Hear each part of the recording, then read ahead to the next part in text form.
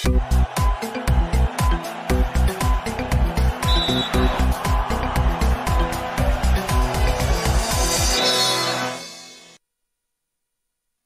hivyo wako dimbani, muda huu ni winga teleza Witness Ngalawa. Nipo hapa kukufahamisha matukio mbalimbali ya kimichezo na burudani ndani na nje ya mipaka ya Tanzania. Tuwe sote mwanzo mpaka mwisho. Kubwa kitaifa, michezo miwili ya ngao ya jamii ligi kuu soka Tanzania bara kwa upande wa wanawake imechezwa hii leo kwa timu nne kushuka dimbani kusaka ubingwa wa ngao ya jamii, ikiwa ni kiashiria cha ufunguzi wa pazia la ligi kuu kwa upande wa wanawake msimu wa mwaka 2025-2026. Mchezo wa mapema kabisa hii leo umewakutanisha Simba Queens dhidi ya Mashujaa Queens ya huko mkoani Kigoma, mchezo ambao umechezwa katika uwanja wa KMC Complex majira ya saa 8 mchana, na mchezo huo kumalizika kwa Simba Queens kuibuka na ushindi wa magoli 2-0, na mchezo wa pili umechezwa majira ya saa 10 jioni uwanja huo wa KMC Complex, ambako umevikutanisha vilabu vya JKT Queens dhidi ya Yanga Princess. Mara baada ya mchezo wa Simba Queens na Mashujaa Queens kumalizika, makocha wa timu hizo wameeleza namna ambavyo walivyokuwa mchezo.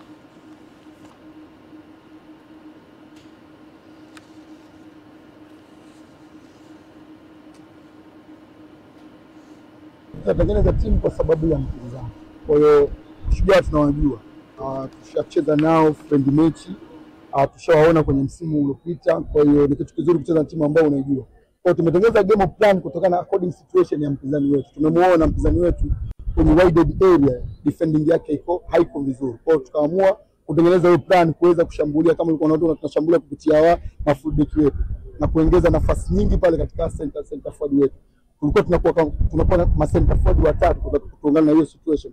Tulifanya hilo kutokana na mpinzani hali. Tumeona baadhi ya wachezaji na mechi kubwa, hata sababu tulipofanya kuna wachezaji wengine tukaona kabisa tulifanya makosa, wameenda kuidrop timu. Baada ya kuipandisha timu juu, wameenda kushusha chini timu. Kwa hiyo tumejua kabisa kuna wachezaji wana tempo ya mechi, tutaenda kukaa nao, tutafanyia wakati uwanja wa mazoezi tuone tunawatumia wakati gani. Kwamba kuna uwanja wa mazoezi ni beki wangu mmoja na mtegemea Masika Kiki ambaye anatumika na timu ya taifa aliumia kwenye uwanja wa mazoezi.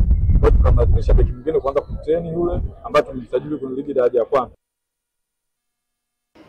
Na hivyo kwingineko, uongozi wa timu ya JKT Queens umetangaza kuahirisha safari ya kwenda nchini Uturuki walikopanga kwenda kuweka kambi ya maandalizi ya michuano ya ligi ya mabingwa barani Afrika kwa upande wa wanawake, kutokana na wachezaji wao 13 kujumuishwa kwenye kikosi cha Twiga Stars ambacho kitaingia kambini Oktoba 13 kujiandaa na mchezo wa kufuzu michuano ya AFCON. Tupate taarifa zaidi.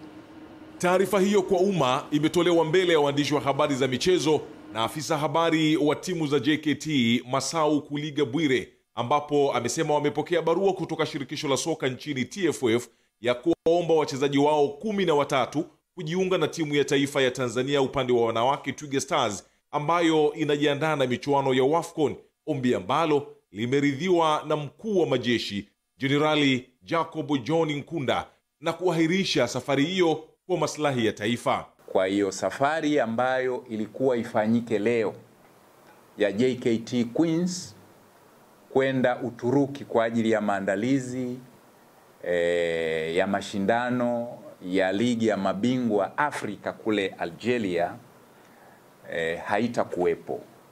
Na haitakuwepo kwa maana ya utaifa na uzalendo.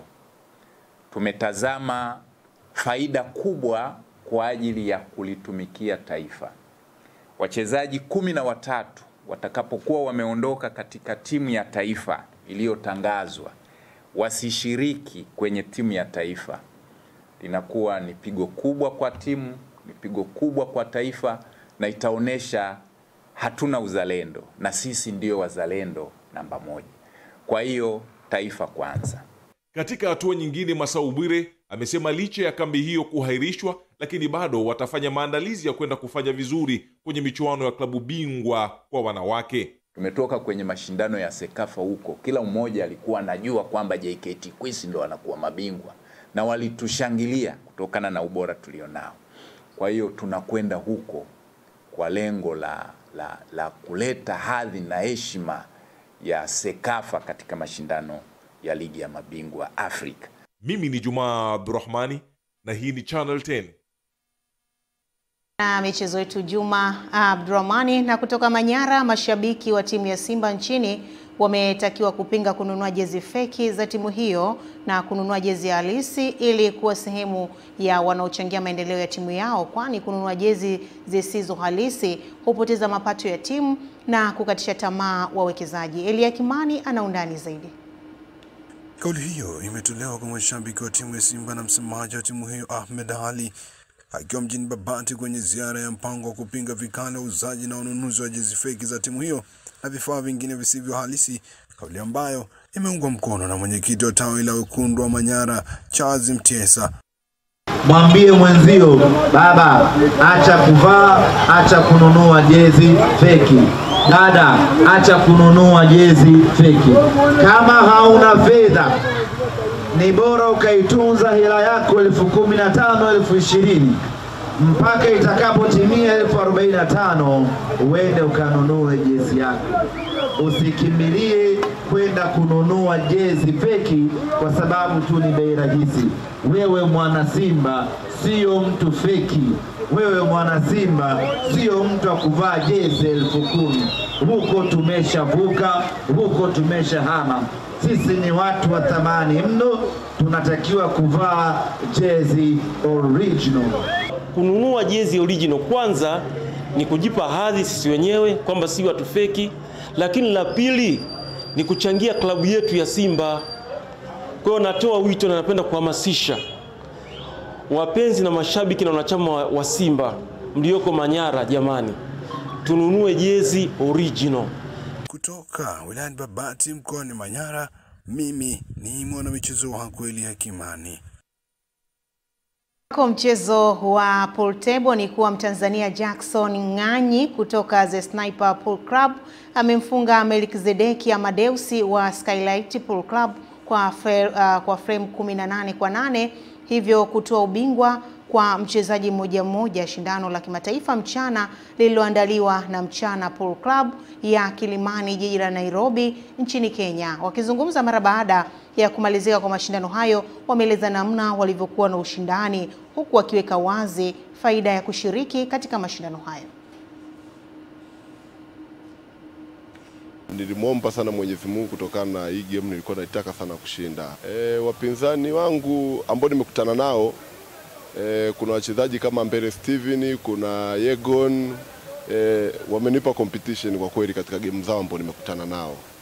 Hali ya ushindani ilikuwa ni ngumu kwa kweli. Siwezi kusema mashindano yalikuwa mepesi, mashindano yalikuwa ni magumu, lakini nimetoka kuwa bingwa. Ina maana ubingwa wangu nitaendeleza ubingwa wangu kumiliki hivi. Yaani siku yote nikija Kenya, mimi ndio nitakuwa bingwa mtetezi. Kwa hiyo nawaahidi nitaendelea kufanya vizuri. Napongeza Mchana kwa kuandaa mashindano kama haya. Hatukutarajia tutapata upinzani mkali from Tanzania. Tulikuwa nafikiria watakuja tu tuwapige warudi nyumbani kwao bila ushindi, lakini wamekuja, wamejituma, wametupiga kwetu. Na timu ya Fountain Gate ya mkoani Manyara itaanza rasmi kuwatumia wachezaji wake 15 waliokosekana katika mechi 3 zilizopita za ligi kuu kutokana na timu hiyo kutumikia adhabu ya kutosajili wachezaji. Aidha, timu hiyo pia imeibuka na ushindi wa bao 1-0 dhidi ya timu ya TMA ya Arusha kwenye mchezo wa kirafiki, mchezo ambao ulilenga kujiweka sawa kabla ya kurejea kwa ligi kuu. Au kongele kwa viongozi wetu kwa kazi kubwa walioifanya, haikuwa kazi ndogo, lakini all in all ni wajibu wao na sisi tuna deni kwao. Tuna deni kwao baada ya kupata wachezaji. Kilichobaki sasa ni kufanya vizuri kwa ajili ya kufikia yale malengo ambayo tulikuwa tumekubaliana. Taarifa nzuri, na viongozi wanaendelea kupambana kuhakikisha basi wanamaliza yale masaa ambayo tumepewa kwa ajili ya kuingiza wachezaji kwenye mfumo, ili tarehe 17 tukicheza mechi yetu ya mzunguko wa 4 dhidi ya Dodoma Jiji, basi tucheze tukiwa na wachezaji wetu wote ambao walikuwa bado hawajapata nafasi ya kuingia kwenye timu. Hivyo taarifa hiyo ya Fountain Gate ndiyo inanipeleka katika medani za kimataifa. Tuungane na golikipa wa kisasa Eden Bahati. Michezo medani za kimataifa. Mmiliki mwenza wa Manchester United Sir Jim Ratcliffe amesema meneja wa Manchester United Ruben Amorim anahitaji miaka 3 kuthibitisha yeye ni kocha mkuu. Amorim atamaliza mwaka mmoja kwenye usukani wa Old Trafford mwezi Novemba, lakini rekodi yake tangu atue kutoka Sporting Lisbon ya Ureno haijawa nzuri sana. Amorim atamaliza mwaka mmoja kwenye usukani wa Old Trafford mwezi Novemba, lakini rekodi yake tangu atue kutoka klabu ya Sporting CP ya Ureno haijakuwa nzuri sana. United walimaliza katika nafasi ya 15 kwenye ligi kuu ya Premier msimu uliopita, ukiwa ni msimu wao mbaya zaidi tangu msimu 1973-1974 ambapo walishushwa daraja kutoka kwenye ligi kuu.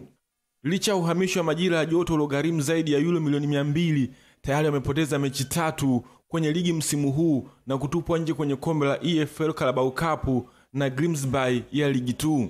Ingawa vyanzo vya karibu vya Ratcliffe vilisisitiza kuwa Amorim hakuwa katika hatari yote ya haraka, duru mpya ya uvumi kabla ya ushindi wa 2-0 dhidi ya Sunderland weekend iliyopita ulionyesha Amorim alikuwa katika hatari ya kupoteza kazi yake ikiwa United ingeshindwa kushinda mchezo huo. Hata hivyo, katika mahojiano yake Ratcliffe amesema haikuwa hivyo na anahisi kocha mzuri anahitaji muda mrefu ili kuthibitisha thamani yake. Ruben anahitaji kudhihirisha uwezo wake wa kuwa yeye ni kocha mzuri zaidi ya miaka 3, alisema Ratcliffe kwenye vyombo vya habari. Kocha mkongwe na gwiji wa soka la Argentina Miguel Russo amefariki dunia akiwa na umri wa miaka 69 baada ya kupambana kwa muda mrefu na ugonjwa wa saratani uliokuwa ukimsumbua tangu mwaka 2017. Kifo chake kimetangazwa rasmi na klabu ya Boca Juniors aliyokuwa akinoa hadi hivi karibuni na kimesababisha majonzi makubwa katika ulimwengu wa soka la Amerika Kusini. Russo ambaye alizaliwa Aprili 9 mwaka 1956 huko Argentina, alikuwa mchezaji wa zamani wa Estadios de la Plata kabla ya kuingia kwenye ukocha mapema miaka 1980. Alichukuliwa kuwa mmoja wa makocha bobezi katika kandanda la Argentina kutokana na falsafa yake ya mpangilio wa kiufundi, nidhamu ya juu na uwezo wa kuunda timu zenye utulivu na umoja mkubwa. Kilele cha mafanikio yake kilifika mwaka 2007 alipowezesha Boca Juniors kutoa ubingwa wa Amerika, moja ya makombe makubwa zaidi barani Amerika Kusini. Eden Bahati, Channel 10 michezo kimataifa. Namna hivyo golikipa wa kisasa Eden Bahati ndivyo ambavyo ananitamatishia leo ya dawati la michezo na burudani kwa leo. Hakika wewe ni wa thamani zaidi kwetu. Mimi ni winga teleza Witness Ngalawa, ni kurejeshe kwangu mwenzangu aweze kutamatisha habari ya kutwa nzima ya leo.